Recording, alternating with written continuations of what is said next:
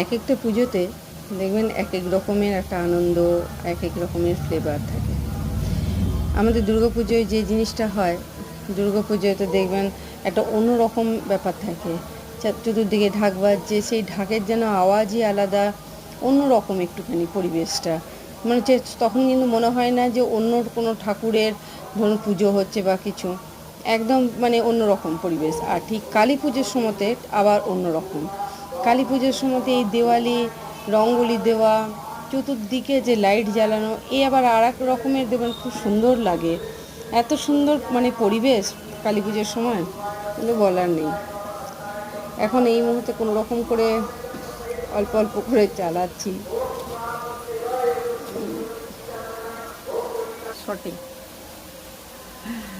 খুব বেশি ভালো পারি না, কিন্তু আমার দিতে খুব ভালো লাগে। হ্যাঁ,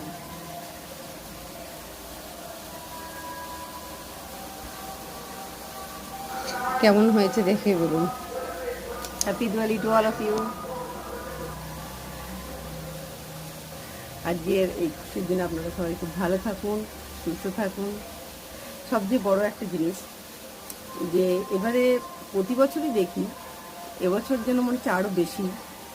যেদিন ধানতেরাসের দিন, কে বলেছিল যে ধানতেরাসের দিন ঝাঁটা কিনতে হয় তা জানি না, তবে এটা ঠিক এবছর ধানতেরাসের দিন বাজারে গিয়ে শুধুমাত্র ঝাঁটার খোঁচা ছাড়া আর ওদের কিছুই পাইনি।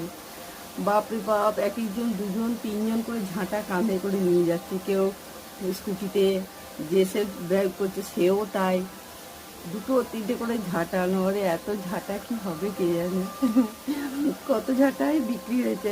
আর এটা নিয়ে অনেক সোশ্যাল মিডিয়াতেও দেখলাম অনেকে খুব মজা করেছে যে মানুষ ঝাঁটাটা এই ধনতেরাসের দিন যত না সোনা বিক্রি হয়েছে, যত না ধরুন যে কাঁসার জিনিস বা পিতলের জিনিস যে যত নিয়েছে, নিক না নেই, লোকে কিন্তু তিনটে করে ঝাঁটা নিয়ে কিন্তু অতি অবশ্যই ঘর গেছে।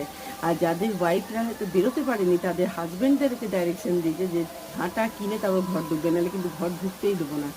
আর আমি হাজব্যান্ডদেরও দেখেছি দুটো তিনটে করে ঝাঁটা, একটা করে নারকেল ঝাঁটা ফুল ঝাঁটা থাকতে, তার সঙ্গে যদি এক্সট্রা কোনো একটা থাকে কোনো আইটেম মসিদা, সেই ঝাঁটাটাও হচ্ছে নিয়ে নিচে নিয়ে ঘরে ওদের ঢোকা চায়। এক একজনকার এক এক রকম চিন্তা, কিছু করার নেই। সবাই মজা করুন, ভালো থাকুন, সবাই আনন্দ করুন।